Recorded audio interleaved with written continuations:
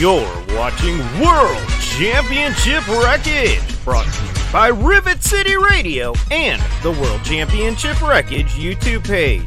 Please don't forget to like and subscribe. Today's episode, Halloween Havoc 1991. And I never understood why this pay-per-view got such a bad rap. We got these cool gravestones. Yes, the poster was wrong. One Man Gang wasn't even on the pay-per-view. The World's Strongest Man did struggle carrying an inflatable globe, but we did have the 5-star classic between Van Hammer and Doug Summers. We also got to watch Johnny B. Bad change when they changed the camera angles, inadvertently exposing his business. We even got a mystery throughout the pay-per-view. Who was the Halloween Phantom? Who could be under that mask using the swinging neck breaker? We also had the creatures. Randomly, another creature handcuffed to a cage? Fire Marshal Bill or whatever his name was. And the army guy. Now, I can't think of anything else bad that really happened on this pay-per-view, though. Nothing else really happened other than we found out who the Phantom was. Yeah, it was Rick Rude. Or did we get the bad rap because this white woman wrote such a bad rap? The posse shit ho, cause they know I'll steal this show and burn this house. The beat and up. Whoa, sorry about that. I guess we know what Christine's favorite word was. But like I said, I don't know why this pay-per-view gets such a bad rap. I think it's a conspiracy because this was the first use of the attitude adjustment. He's got him up, and he caught him in the attitude adjustment. The attitude adjustment. The attitude adjustment. The attitude adjustment. The attitude adjustment. The attitude adjustment. Welcome, everybody, to a very different episode of Wreckage from World Championship Wreckage. We're on Box Spots and Chair Shots here on Rivet City Radio if you're watching this live. But if you're watching it at another time, you're on the World Championship Wreckage YouTube channel. Make sure you like and subscribe. Hit those buttons. Leave comments. It helps our algorithm, all that good stuff. I am your friendly neighborhood DadHat wearing wrestling fan, joined as always by my buddy. You know him. You love him. You've watched him here for the past day, over 24 hours with the sub-a-thon, the Will Gray, and just hanging out with us because you got to have some ginger love in here.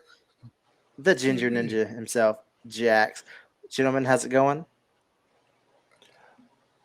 I'm excited. Yeah. We haven't recorded in 2 weeks. Well, we did it live. Yeah, I guess it's been 2 weeks, yeah. Yeah. So it's been a minute. I'm excited to talk about some WCW. I'm excited for Jax to be here because he's delirious. Doing WCW on Rivet City Radio is like a fever dream. So it's gonna be a good conversation. I'm excited for it. Yeah. So this is our last Halloween Havoc that we're discussing for the year because we dedicated all of October to the Halloween Havocs. And our last one that won the poll was 1991. So I know for a fact I had never seen this entire pay-per-view in its entirety. I'd seen certain matches. But Will, for you, is this the first time seeing it all together? Or do you remember a time where you've seen this before? No, I'm going to be completely honest. 90 to 92 is that really awkward entry stage for me where I started watching, but I wasn't an avid fan yet. I always say that 92, 93 range was when I started watching regularly. Yeah. So I went back and rewatched this as a fan, but it had been years since I had rewatched it. Even when doing it for the show, I watched it in two different settings. I pretty much watched the first half of the card, then went back and watched the back half of the card. Yeah. Because it seemed for it to be a WCW, so a 2.5 hour long pay-per-view, after the first match, this watched long. Oh, it was such a long watch. It was 91. Yeah. 91, yeah. 11 matches on the card, mind you. Yeah. I mean, it. And this won the poll several weeks back, and we just haven't had a chance to record it. So, like, I was looking back on it. I'm like, okay, I remember watching this, but I'm like, I don't really remember that match. Okay, let me refresh that one again. We've talked about on different episodes before WCW versus WWF, especially at this time. WWF still, I mean, they've gone full on bright lights, entertainment, show business. This is 91. WCW still has that NWA dark, smoky arena feel to it. There's a little glitz and glam with like the shiny, drapery behind the big WCW lettering at the entrance ramp and everything, but it still got that, as you would say, that Southern wrestling smoky arena feel to it, don't you think? This is in Chattanooga, Tennessee. Yeah. This is it's like a hotbed of wrestling tradition. And Chattanooga, in a sense, it's not Charlotte, it's not Atlanta, it's not Memphis. But Chattanooga is exactly that point, though. It sits right there in that middle circle of all of those great wrestling territories. So WCW going here was great. They sold out the UTC Arena in 91, putting almost 9,000 butts in seats. So I feel like for WCW in 1991 to put 9,000 fans in the seats, that's a pretty good little draw, considering once we hit this card, you're going to realize, again, first mass latch match, the middle of it is where you're just like, this is a weird, like, when soccer does those weird tournaments like in the middle of the season, and you're like, what does this really mean? Yeah. Like going back and rewatching this is how that felt to me. Yeah, I agree with that. It's weird because, like, at this point, Halloween Havoc is still a gimmick pay-per-view. Years later, and even in recent interviews, Eric Bischoff states that to him, Halloween Havoc is WCW's WrestleMania, not Starrcade. It was the big event. It was the spectacle. But still, here in its infancy, it's super gimmicky. We talked about when we talked about 98, like the love of the sets and everything. Well, that's when you had Turner Money really backing them. This is bad community theater sets, and and which you get the horror sets for like the first match, and then it's like, okay, we're done with it. This is me being Will, okay? And you talk about getting gimmicky with it. So I pulled out the handy dandy notebook so I can look up the cities, right? Paradise, Nevada. That doesn't seem like a city that a lot of people would think about. You think of Reno, you think of Vegas, you don't think of Paradise, Nevada. They ran Halloween Havoc there like regularly. Like they ran it there like 5 out of 8 years during the 90s after one point, because it was that grungy, dirty, like it kind of felt carny a little bit, you know what I mean? But it also kind of, you could put a bunch of people in there. I liked that about what this felt like. And I do agree, Starrcade was an NWA property. I don't feel like that was ever WCW's biggest. WCW made Halloween Havoc its biggest event. And you look at that run from 97, 98, and then you look at some of this stuff coming up into the mid 90s. These shows, maybe not this one, were always their biggest show of the year. Yeah, I agree with Off Top Media. Like JR and Shivani, it's a great commentary team. This is great. This is fun to listen to these two in their younger years, really feeding off of each other. It was a really good commentary throughout the entire show, these two. And I'll talk about more about it as we get into the main event for sure. But let's kick it off. We start off with, the thing that is probably remembered the most from Jax. Are you okay? You look like you're about to. Well, no, I'm watching it as you're talking about it. Oh, yeah. This is a hell of. I can add my 2 cents. Yeah. And I'm so happy I can. This is a hell of a way to start a pay-per-view. Yeah, you get the thing that's most known for this pay-per-view. The Chamber of Horrors. Chamber of Horrors match. And here's the weirdest thing. You got 2 teams, and they are announced in the weirdest way. It's like representing team 1, so-and-so. Representing team 2, so-and-so. Representing team 2, so-and-so. Representing team 1. Representing team 2. Like, there's no consistency in how they're coming out whatsoever. 1 But- 2 2 1 1 2 2 1 1 2. Yeah, like it was so like I was like, who's on what team? But it's Sting, El Gigante, and the Steiner brothers versus Abdullah the Butcher, the Diamond Stud, aka Scott Hall, Cactus Jack, and Big Van Vader. I mean, huge names, and for being such a joke of a match. How many Hall of Famers are in there? 1 2 3 4 5 6 7 of the 8 people in this match are Hall of Famers. Yeah. That's crazy. Right. 7 of the 8 are in the Hall of Fame. And it's And that, but you look at this, and I'm not gonna derail you, but like I said, this match and the 2 out of 3 falls match at the end, the Luger match, like this match was only 12 and a half minutes. Mhm. You think about what it was. The Hell in a Cell style cage match with the little thing, the seat and the electric chair, and all of the bells and whistles inside of this cage, because they weren't doing shit like this in 91 yet. Mhm. Like, this was wild. Promotions weren't the CZW, GCW, ECW. Like, the most hardcore thing these people had seen up to this point was the Tupelo concession stand brawl, really. Like, there really hadn't been a whole lot of hardcore wrestling. Yeah.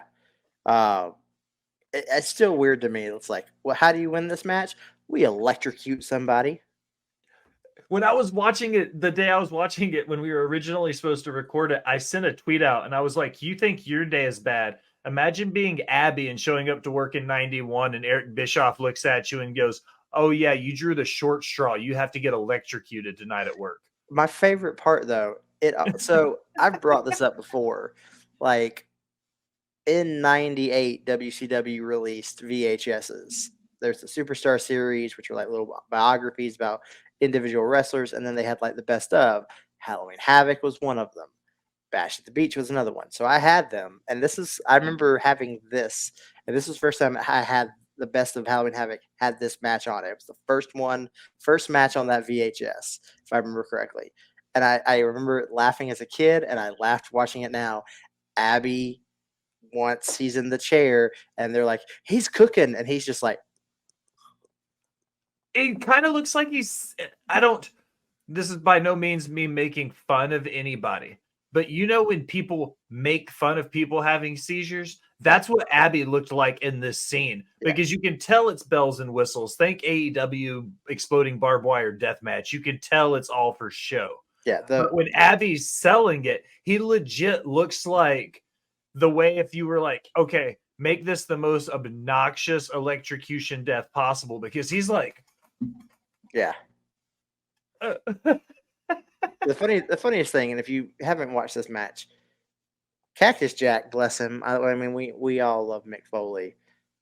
The lever to the chair, it just keeps falling, so he has to keep pulling it up to make it not fall. So he's just hanging up there on the cage, like somebody help me, please. Like, I love though when the small cage is coming down, everybody just stops and they just look at it. And like Rick Steiner starts just like, I'm gonna guide it down, and somebody's underneath him, and they're like, get out the way. Cactus Jack. He took a back body drop, and he's laying there selling the move, and he's like rolling around, and he rolls like this. And like as he rolls over, like the ref like starts like maybe like nudging him or kicking him, and then all of a sudden the guys like have to pull his big ass out of the way We're because like, the fucking electric chair's coming down into the middle of the ring on top of him. Mhm. Cactus is laying there doing cactus stuff, selling the move, and they're like, "Yo, Mick, you're gonna die, bro. You literally are about to literally get squashed by another Move." cage. Like, it's fun though. It's a fun match. I mean, it's cheesy, but it's fun. Another really fun thing, if you go back and watch it, is afterwards, like as Abby is leaving, like there's crew members and everything. Abby just kicks a crew member straight in the head, like he just as he walks away, and I'm like, who pissed off Abdullah the Butcher? So then we move on to some names, and I only recognize these names. Can I touch on one thing before Yeah. we move? Because at the beginning of the show, Eric Bischoff, a very young green Eric Bischoff, is in the parking lot, and he's interviewing wrestlers as they show up. You got to keep in mind at this point, Abdullah the Butcher and Cactus Jack are partners, okay? They show up together in a car at the beginning of the show. This is the first match. Yeah. Cactus Jack turns on Abdullah the Butcher and literally electrocutes his tag team partner. What the fuck was that car ride like on the way home, homie? Like, my bad, G. Like, what do you say to that? I mean, it was supposed to be an accident. He didn't necessarily turn. It was the like, I didn't realize it was you. Abby's like, I'm huge. How do you not know it was me? Look at the rest of the dudes in the match. Me or El Gigante, and that we don't look the same. No, we don't. But yeah, it's a very green Eric Bischoff, and you see him again later in the night. But we get into the second match, and like I said, the only reason I know these names or remember these names is thank you to our wonderful producer Jay Knows Wrestling and his creative character. I'm so tired. I'm blanking on the name of the show. Oh my gosh, on our own channel. Creative character writing. 4 a.m. ladies and gentlemen. What time I woke up this morning. And he does short form, kind of like quick biographies of like the craziest, weird, and forgotten gimmicks in WCW on the channel. And so our match was Big Josh and PN News against the Creatures. Here's the thing. I don't remember this match at all. This is the first of many where I'm going to go, this is the story of mid-card wrestlers that nobody remembers. And I am never a braggy person. I know I'm not the smartest person when it comes to pro wrestling. There's always going to be somebody smarter than you forever. Don't be that person. I know a lot. I had to look some of these motherfuckers up because DadHat, I was like, who? Yeah. Who? Yeah. The Creatures? This is like when we were watching the Ant Colony, Jax, on Shikara, and it was like the red fire ant and blue fire ant and green fire ant. And it's like creature number 1 and creature number 2. And I'm like, I don't ever remember this being a thing. No, this is like just gone. I don't necessarily really remember PN News and Big Josh either, but I remember Big Josh, and here's why. Big Josh in the figure hunting world. There is a Big Josh figure that is one of the most sought after figures out there, because when you get into figure hunting, they talk about blanks. Okay. And Big Josh had an LJN figure that was never put out, and there were only blanks made of it. So if you have a Big Josh LJN blank, like you literally have one of one, sort of. You know what I mean? Like thousands and thousands of dollars. It's like a Series 1 Charizard. You know what I mean? It's like one of the Holy Grail toys. Because if you can find a Big Josh blank, you got one of them. You know? So that's it. That's all I got on Big Josh. Yeah. His toys are more valuable than his entire career. Well, luckily that match only lasted like 5 minutes and some change. So, but the next match is opposite of that. This is the second longest match on the card, and it is Bobby Eaton and Terry Taylor or Terrence Taylor, as he's billed here. Throughout the rest of the show, you're getting names that you're going to recognize for different things, and it's just like, wait, why are these wrestling? Why are they? I'm not trying to slam on AEW at all, but this pay-per-view at times reminds me of sometimes like a Dynamite. Like, wait, why is this match happening? It's just a match to have a match. Some of these matches felt that way to me. It's the Benjamin Button AEW syndrome. Okay. AEW waits for WWE wrestlers to age out, and then they bring them in so they can be like, we got Edge and John Cena and, blah, blah, blah. A million people on one guy. John Cena, sorry. But, Edge and Daniel Bryan and like all of these guys, all of these ex-WWE workers. WCW, Benjamin buttoned it. They did it in reverse. WCW fucked themselves up because they had Beautiful Bobby Eaton and Terry Taylor and Johnny B. Bad and Jimmy Garvin and Steve Austin and Dustin Rhodes all on their card and didn't do shit with them. Nope. It's the opposite of AEW. Yeah. WCW had all of this in their lap and did nothing. I don't want to say did nothing with it. Time and place and energy and ability and all of that. But WCW was fucking stacked, bro. Like, they had a roster. What's up, Bo? I'm sorry. Who's the big guy in the green gear that says "Yo, baby"? What match are you on? I guess some of the creatures. Oh, Yo Baby, I believe. Wasn't that PN News who had that on his gear? That's PN News. Go back on the channel. Jay did one of his episodes on PN News. I had never heard of him at the time. But yeah, Bobby Eaton defeats Terry Taylor, and it was a good match. I mean, it's people who can work. It's this match, the next match, and then the Steve Austin U.S. title match. These three matches, if you like pro wrestling, as I like to say, with a capital R, go to the South, like the things DadHat and I were just talking about when we started this, what makes this feel like one of these old pay-per-views is because of matches like this. It was just 15 minutes of two hard-hitting guys that had beef with one another, and they went out there and beat the shit out of each other and made it look convincing. You know what I mean? It didn't have to be, 5 table spots and 12 chair shots, and it didn't need all of that. They had to build. They got here, they beat the shit out of each other, and that was the story. Yeah. And it was good. Basic pro wrestling. The old phrase, man, Memphis gets over everywhere, even in Chattanooga. But 16 minutes, like looking at the names on this card, this is not the match that I would expect to be the second longest match of the night. It's just strange. Well, you wouldn't think Stone Cold and Goldust would be up there either, though. No, we'll get to that. We'll get to that match coming up. Next up, Johnny B. Bad, a.k.a. Mark Marrow, a.k.a. Mrs. X Sable, Mr. X Sable, and Jimmy Garvin. So you get a free bird versus a soon-to-be boxing gimmick who right now is Little Richard. Dude, that's the truth. Yeah. He did straight look like, even down to his robe and stuff. Yeah. And coming out with Teddy Long. Coming out before Teddy Long was, I'm going to make a tag team match, playa. And I mean, they're hyping up Johnny B. Bad. I mean, every time we've seen Johnny B. Bad on any pay-per-view and everything, they are building him to be a superstar.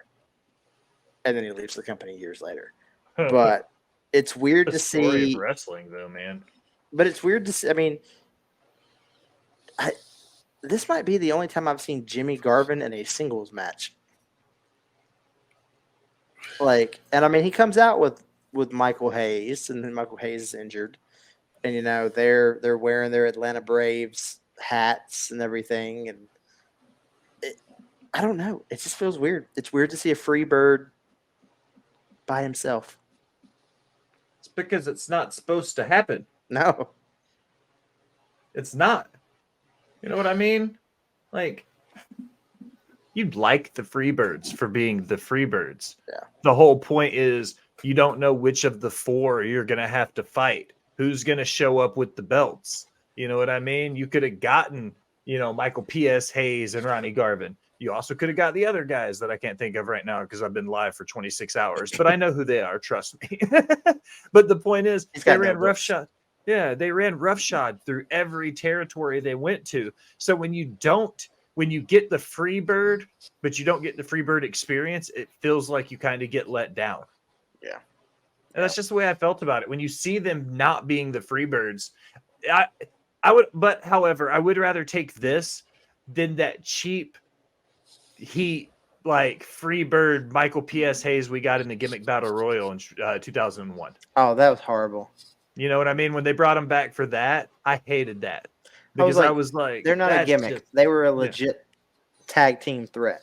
Like, yes, do not include them with, Freebird Michael Hayes. Like, no, dude, coming out dancing in like the Confederate flag gear and stuff, and I'm like, you make him look like he's like the Freebirds were rough on the streets. They did some really things, neither here nor there with the time. But the fact is, like, they were more than a cheap gimmick, and that's what they accounted the Freebirds to. 10 years later in wrestling, they had been whittled down to just being a silly gimmick for a gimmick battle royal. Not something WWE created, so they're gonna again. What we do on World Championship Wreckage's YouTube channel, we're a channel where the fans remember the history, not what the machine has rewritten it to be. So I started something the other day, and you'd love it, DadHat. And this is something I started taking notes on, and I'm going to write it. And it's called "It's Not Canon in Connecticut." And what it's going to be is all the shit from the wrestling world that happened that WWE doesn't acknowledge. Inoki winning the world title, Cologne winning the world title, shit like this where Michael P.S. Hayes and them are this tag team powerhouse, but in WWE's world, they're like a silly jobber mid-card tag team. You know what I mean? Like, things just aren't canon in Connecticut, man. Yeah, I like it. So for me, the next match, it's a tie up there for me for match of the night. This and one we'll get to soon. You said it earlier, Stone Cold Steve Austin versus Goldust, but this is way before both of that happens. Stunning Steve Austin and Dustin Rhodes. This was a good match. This is a wrestling match. When you think of if Dustin or Cody, either one, had grown up to be the American Dream, this, I think, is maybe the closest we got to seeing that. Mm-hmm. And it's a draw. We get a draw. Time limit, 15 minutes on a pay-per-view. Yeah, because it's for the World TV Championship. And we've talked a lot about the TV title. And the commentators did such a good job about, as they got closer to that time limit and everything, is Dustin going to be able to do it? And it's weird to go back and watch Steve Austin in WCW because his style is just so different than what he becomes as Austin. Because with Stone Cold, with all the injuries, the knee injuries, neck injuries, he becomes this brawler, and that's what people remember him for. When you watch this, you're like, damn, that man could go. He's a fucking catch-as-can wrestler, dude. Yeah, man. He's throwing arm bars and hip locks and shit. You watch him, you're like, holy shit, dude. We got robbed. The Austin that wrestled in Japan in 89 and 90, what the fuck? Where was that guy in the Attitude Era? Yeah. That Austin, this Austin, versus Bret Hart versus the Stone Cold we got. Not to say the Stone Cold we got wasn't great, but imagine this Austin working in the Stone Cold gimmick though. Oh. Well, but here's the thing. I don't know if that we're jumping a little bit off rails here, but I'm okay with it. I don't know if that style fits that DTA, stomping mud hole and asses gimmick that was Stone Cold Steve Austin. Specifically, though, you watch him work, and I'll bring up the Brett match, the submission I quit match. He had to go so deep into the well that he was bringing a lot of this technical stuff back. So you saw him have to dig deep against some people to see that he had to bring it. He was doing things against Brett, like using the $1 Million Dream. You know what I mean? Like the modified version of the Taz mission that Ted DiBiase taught him, when he was the $1 Million Champion. Yeah. You saw him bring back some of this stuff that he hadn't done since 91, 92, 93, Steve Austin. So I feel like we got little snippets of it, but because of the way the character developed, he shifted more towards that brawl for all style, turn and burn, kick ass, drink beer, Stone Cold versus the shoot wrestling catch can stunning Steve Austin that had the technical ability in Japan and WCW. Yeah. And you can't just give it just to Steve here. You've got, you look at Dustin. It's well known and documented about Dustin Rhodes and his demons and past and history and everything. But how was this man never a world champion? I think if he retires next year, if this 2024 is it and he hangs it up and he doesn't get a world title run, Dustin Rhodes immediately moves to the top of the list of the greatest to never do, or the greatest to do it without ever winning a world title. Because you look at what he did as Dustin Rhodes, as the Natural, as Goldust specifically, then what he's gone to do as a trainer and producer and coach in AEW, like one of the, if not the greatest wrestler to ever do it without winning a world title. And I would put a stamp on that. And Scouse is laughing at me. I would love to have that conversation with you, Scouse. Let's talk about it. Why are you laughing at that comment? Tell me who above him.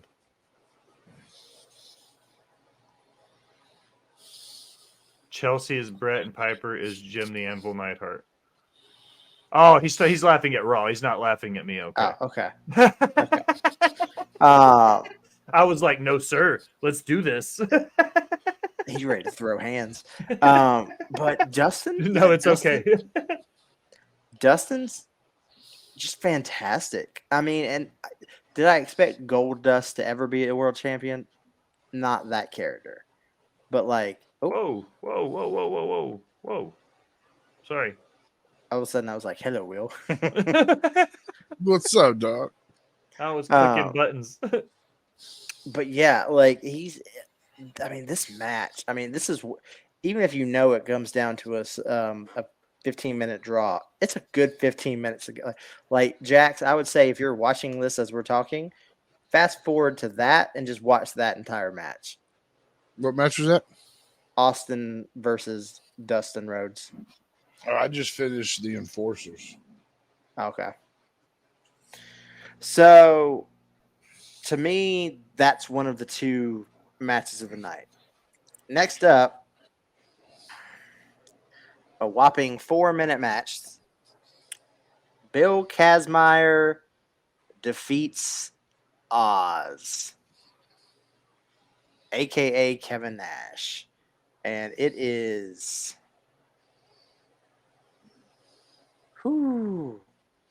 Yeah. And he is Bill Kazmaier.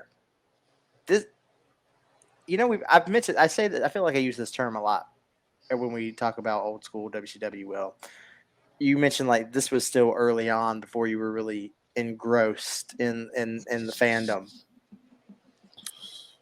Same here for me. Shut your whore mouth, AJ. That is not Kevin Nash.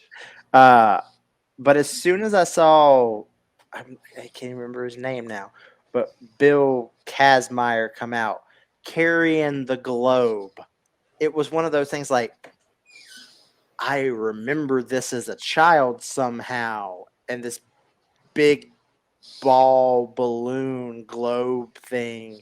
And I remember he was a power lifter, of course, if you look into him. So I mean, it just makes sense why. Like, of course, he can carry the earth. I mean, look at him. But it was a freaking fever dream. I was watching that, and I was like, I didn't imagine that as a kid. Like, I don't know, but you get Oz coming out here. It's such a weird thing. I mean, I will defend Kevin Nash's in-ring work. He's not great, but he is not as bad as people make him out to be. Like, his stuff is Diesel. He knew how to hit his spots, but Oz, man, one of the worst gimmicks ever in WCW. Jack says no. One of the best gimmicks in WCW, sir. All right, defend that. Defend that? It's fucking Oz. He was tall. He was a brick house. With He had a great gray gimmick. sprayed painted hair. This also coming from the man who dyed his hair blonde.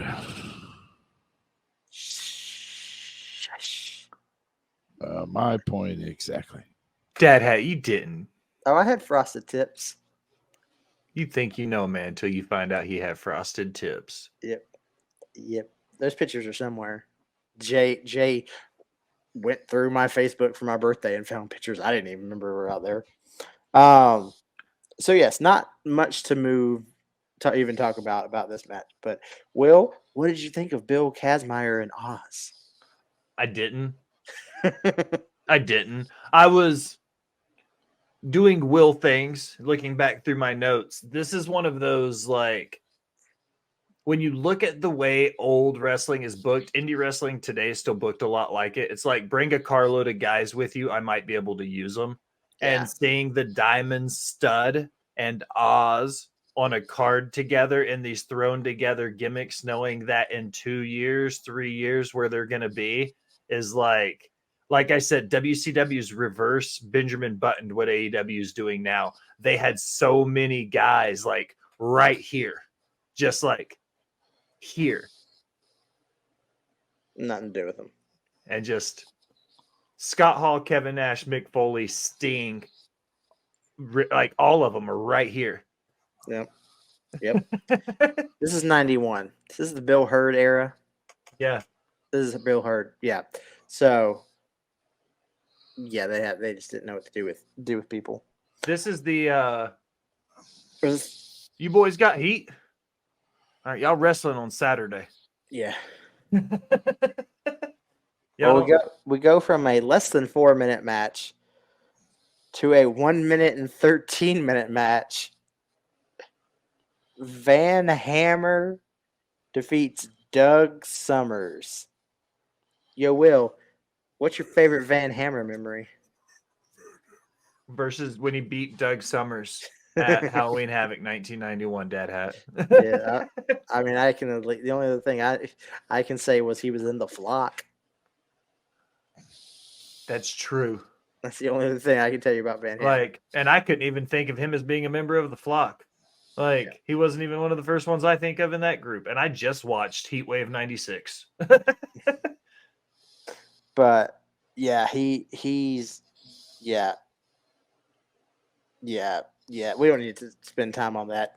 If you're rewatching this pay-per-view, fast forward past this match. It's 1:13 seconds. I could shit on Van Hammer and Doug Summers for longer than what the match was if I chose to. So I'm going to give you a squash match. I don't know who these guys are. I don't think the crowd did either. So next up, here's the thing. We've talked about the Cruiserweight Championship a lot and our love of it. Never in my memory do I remember WCW ever having named a light heavyweight championship. I don't remember that. Under the cruiserweights, man. They're cruiserweights, and it was that was, it was 90s. Before the Luchador invasion. Yeah, but I don't remember I don't remember this belt that they show. Mm-hmm. I don't remember them having multiple I don't remember any of this. But it's Brian Pillman and Ricky Morton. Right? And Brian Pillman defeats Ricky Morton. So I'm like, I see why Scals was laughing. Chelsea and Piper just walked out as the Hart Foundation. It makes sense. that's cool. You know I love me some Bret Hart, so.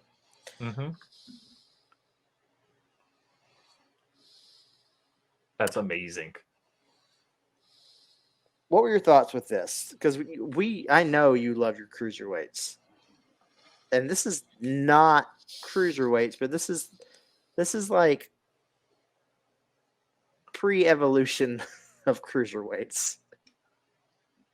Me being me, I want to check something right now. 1991, Ricky Morton. Yep. Oh, yeah. So this is right before they went to Smoky Mountain Wrestling. I wasn't sure about when this happened. So you got to keep in mind, the Rock and Roll Express has been the NWA Tag Team Champions umpteenth million times.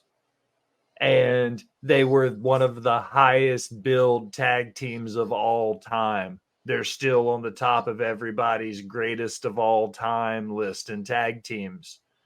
This shows you that there's not, when a tag team breaks up, there's not always a Shawn Michaels and there's not always a Marty Jannetty, because sometimes tag teams break up and they just don't get super over. Because I feel like this is about as big as Ricky Morton got in his singles run. Yeah. Yeah. And you get Brian Pillman here. And I mean, I love Brian Pillman. Always was a Brian Pillman fan. Loved him when he was in the Horsemen. We'll talk about that on a future episode. Like, loved him as the Loose Cannon. Loved him in ECW. Loved him as part of the Hart Foundation in WWF in 97. Like, I loved him as a promo. I loved him in ring. I loved him more in ring earlier, but I mean, that was before injuries and circumstances. He's up there for me, like in probably my top 10 that should have been a world champion. But again, injuries and things happen. But I always was a Pillman fan. I'm excited to see what NXT does with Brian Pillman Jr., aka Lexus King now.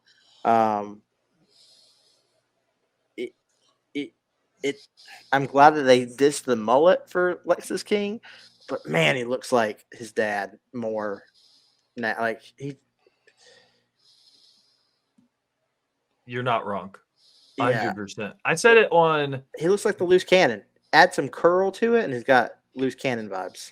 I said yesterday that was my pissed off for greatness. Like halfway through the episode, I changed it, and I literally that was yesterday. Where I was at Jax. Yes, sir.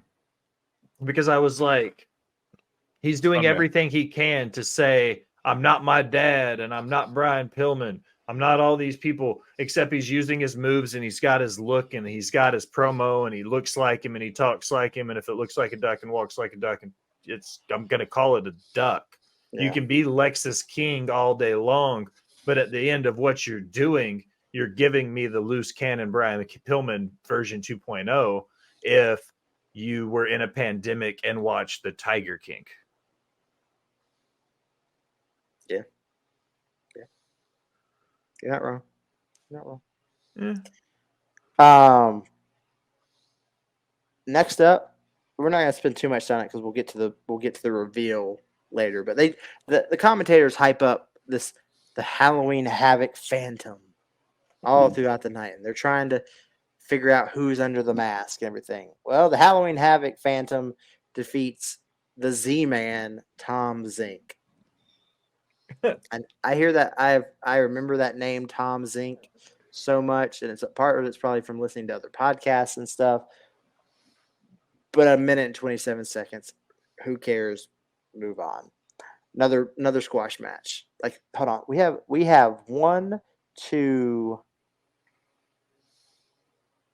2 matches under 2 minutes on this card.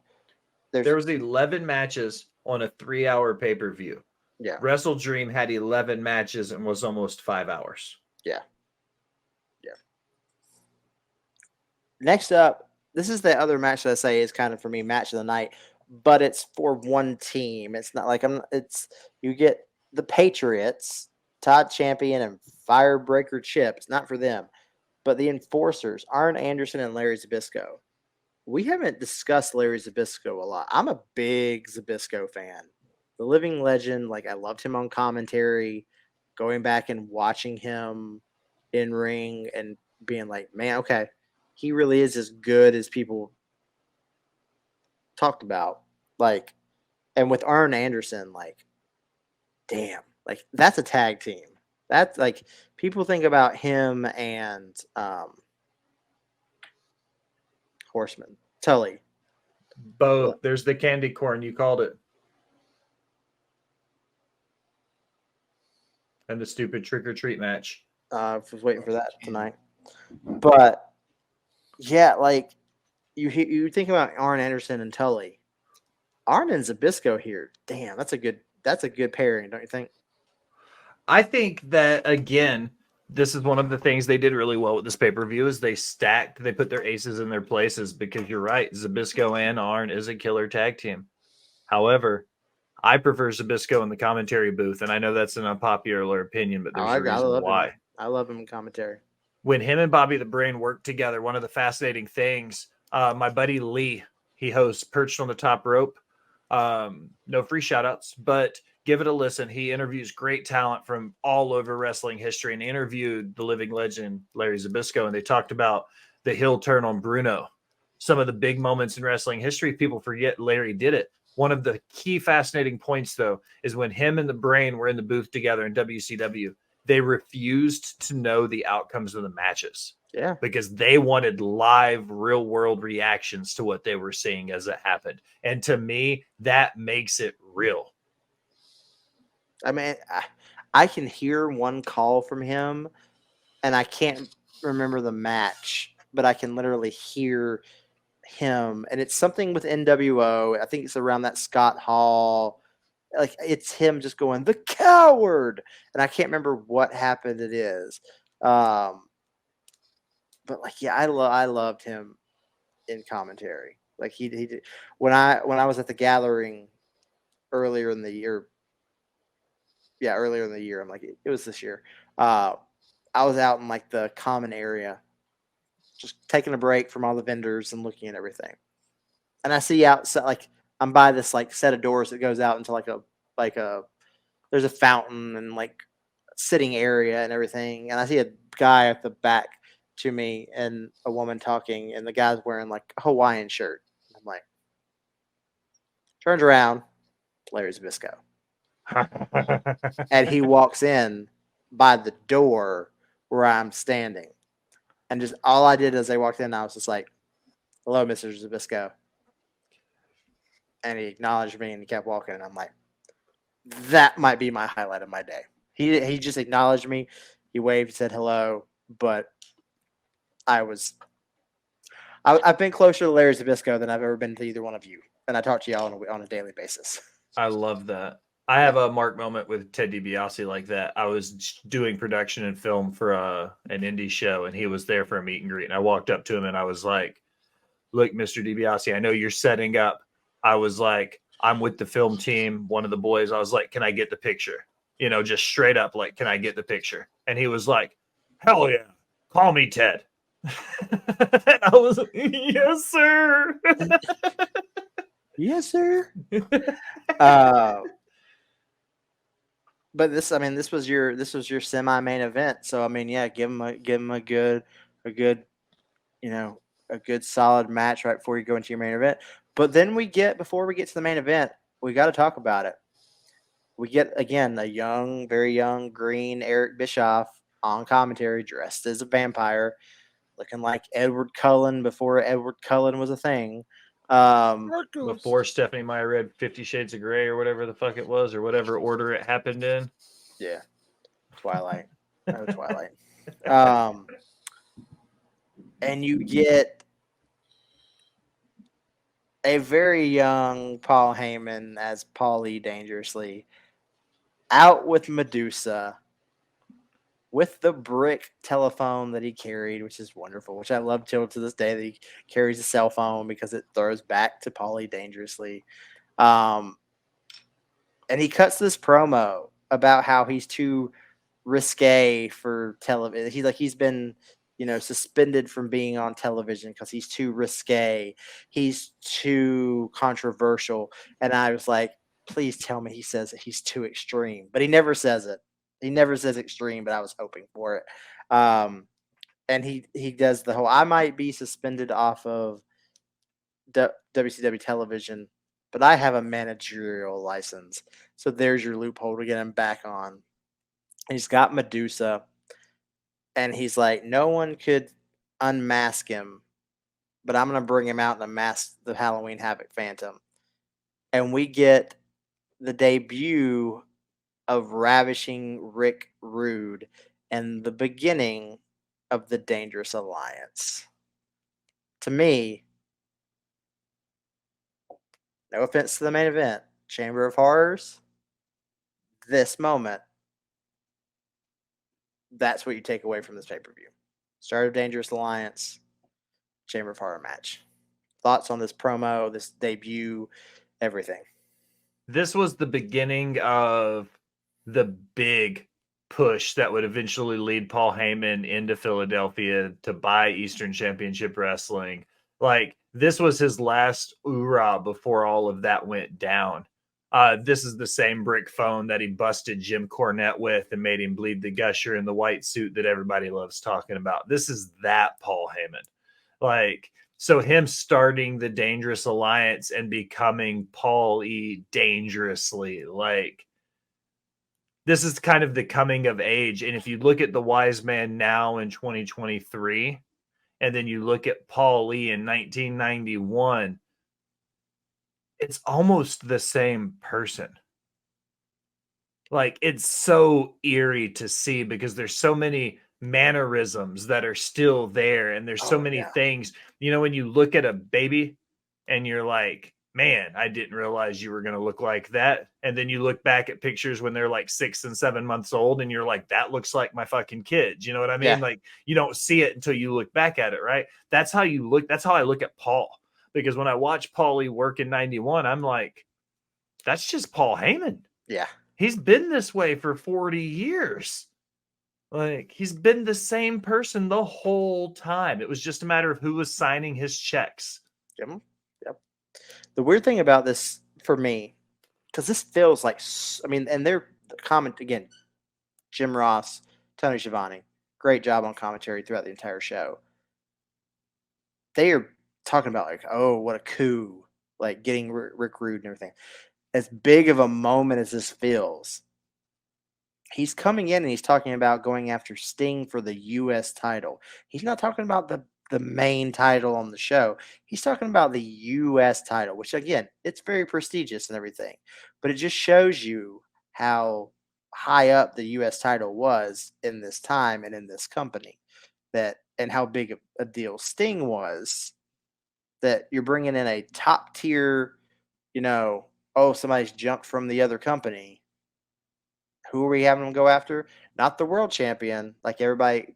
Like nowadays, if a big name jumps and they're calling out a champion, they're most likely going to call out the world champion.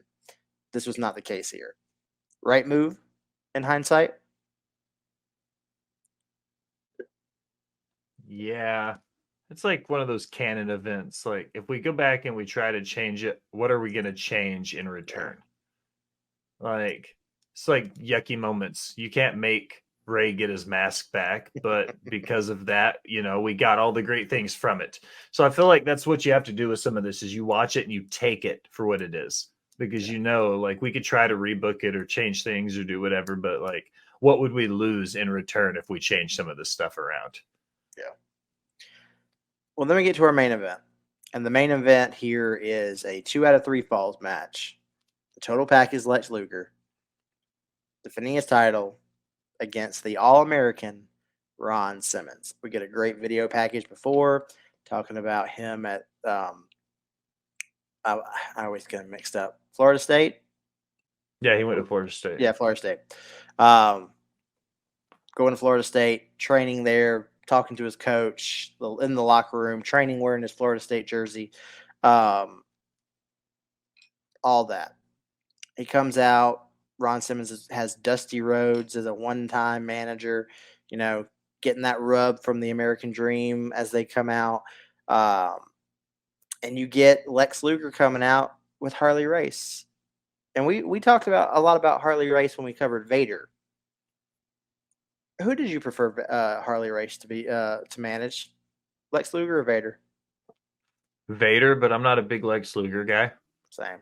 It's just a personal preference. It's one of those. Luger was the total package, right? He's big. He was burly. He looked like a world champion, but he always kind of needed that mouthpiece. He wasn't ever.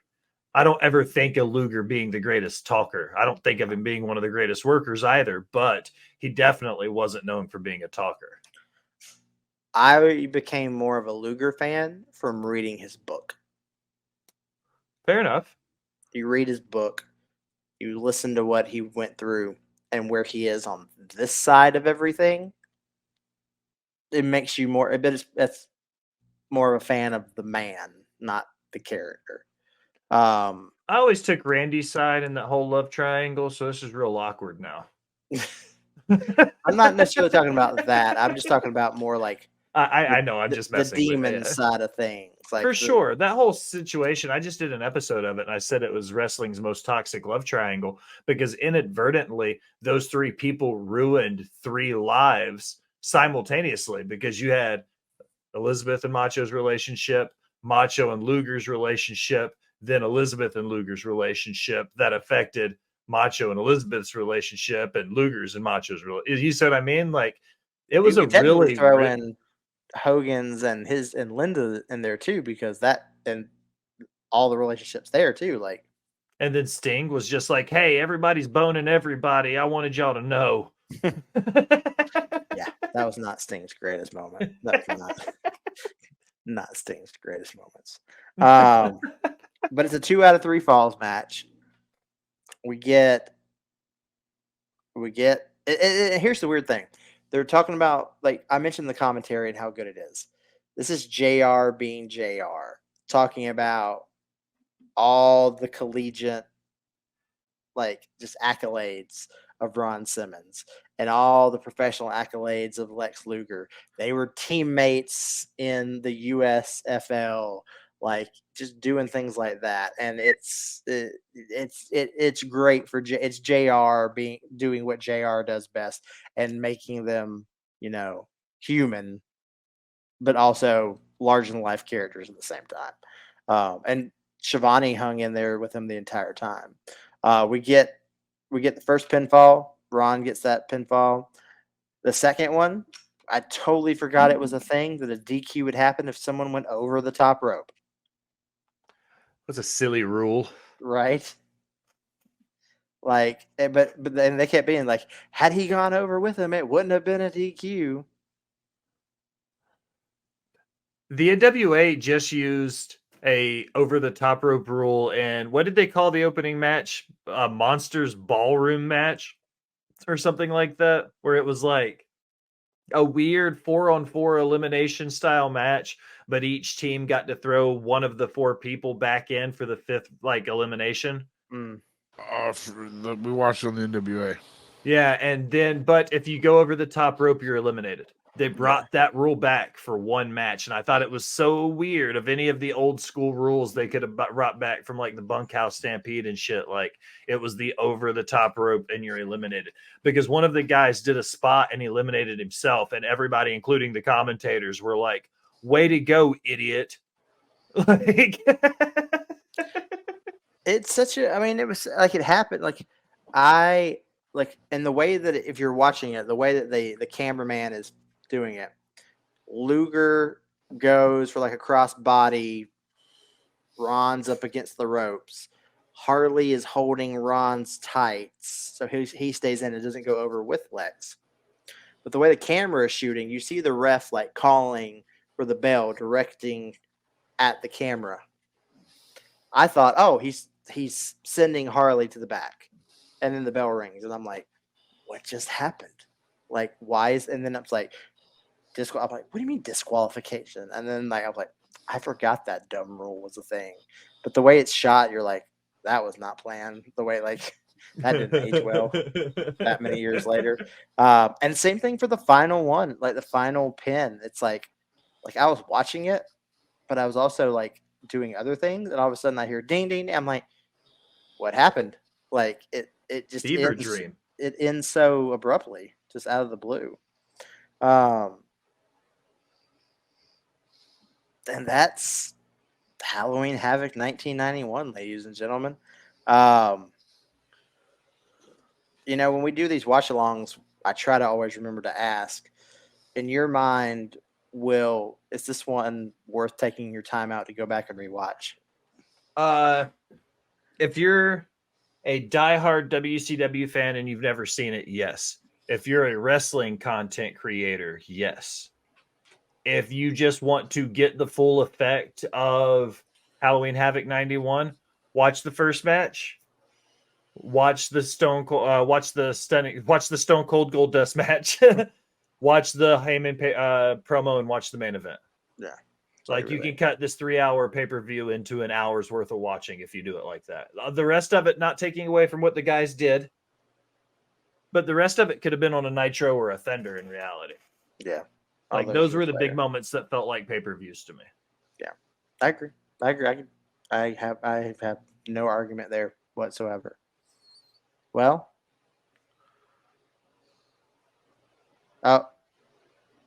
Des has a question. If you are a random Desiree who has no clue, what's your question? Is it worth going back and watch? Yes, go watch the as a young wrestling fan who hasn't watched a lot of wrestling, Des, watch the Chamber of Horrors match from Halloween Havoc 1991. Yes, I think that it's fun in a sense of like you don't have to know anything about wrestling to be entertained by that match. Oh. See, I also am a very dry sense of humor, and I like dick and fart jokes, Des. I'm sorry. I was like, she's going to watch that and then message me and be like, why did Will tell me to watch this crap? Well, we did it. Normally, I'd say what's going on at Botch Spots and Chair Shots in Rivet City Radio, but we're here on Botch Spots and Chair Shots at Rivet City Radio. So I'll plug my stuff. DadHat Wrestling, all social medias, TikTok, Instagram, Twitter, X, whatever you want to call it.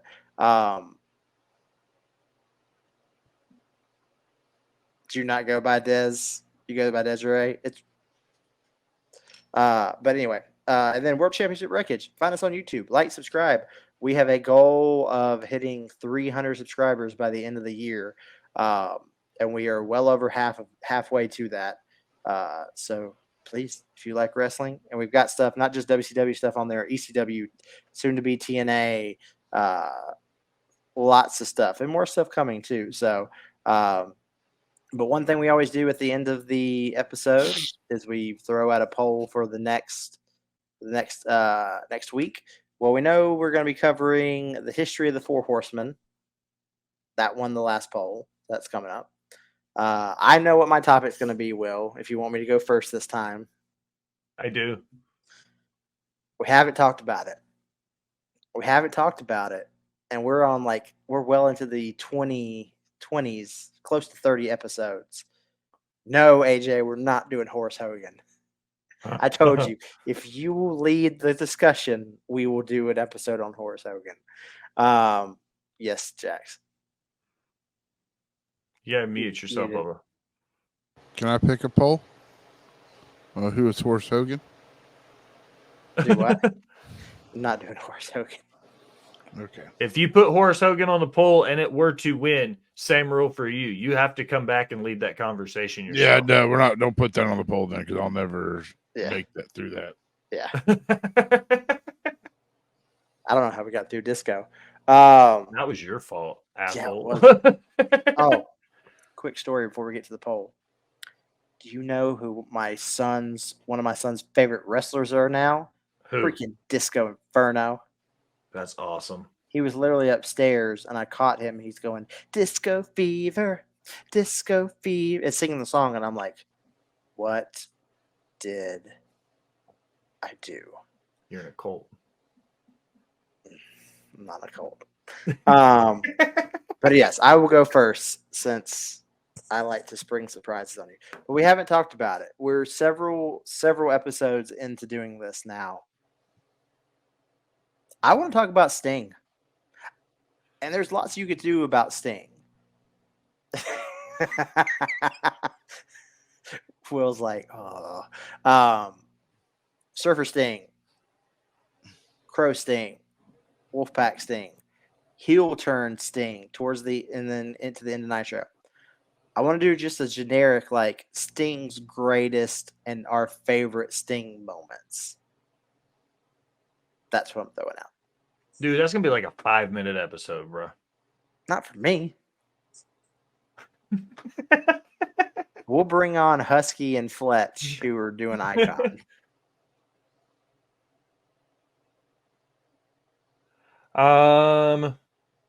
You know what? Let's go to head. Cactus Jack. I knew you were going to do and it. Sting. Let's go head to head. Let's just do it. I'll love you no matter what. I knew, I when I thought about it earlier today, and I was like, I'm finally going to throw this out. Head to head, sword fights, whichever we got to do. Tommy, get out of here. Oh man! But all right, so are you wanting to do like best moments in WCW for Cactus Jack? Or you want to cover like full career retrospective? Like, no, we'll do WCW Cactus Jack and Mick Foley, like what he did when he was there, same as we've done with everybody else, but kind of the same thing, like our favorite feuds, our favorite moments, our favorite like stuff like that. You know what I mean? So kind of the same thing. It won't necessarily just be because the Bret Hart, we were just like, he did this, he did this, he did this. Bye. Like, I would want because if it's Sting or if it's Mick Foley, both of us have plenty to say about those two guys. So I don't feel like either one of us would do justice by just doing a career retrospective. And for Sting, you would have to, I'd have to be like, okay, today we're doing Surfer Sting. Next week we're doing heel turn Sting. Then we're doing Wolfpack Sting. Like Wolfpack Sting would be a 5-minute episode. But no Blade Runner Sting? Blade Runner. He had to deal with Hellwig, and who cares? Sorry. Never have been, never will be an Ultimate Warrior fan. Sorry, dude. Nah. Okay, so yeah, we'll throw that there. Well, thank you for having me on, Will. I appreciate it. Thanks. I love you, DadHat. I love you too. Thanks, Jax, for hanging out with us. And thank you for letting me. I didn't say much, but I'm happy I'm here. If Bret never left, do you think Owen would still be alive? Yes, because I think Bret would talk him out of doing that stuff.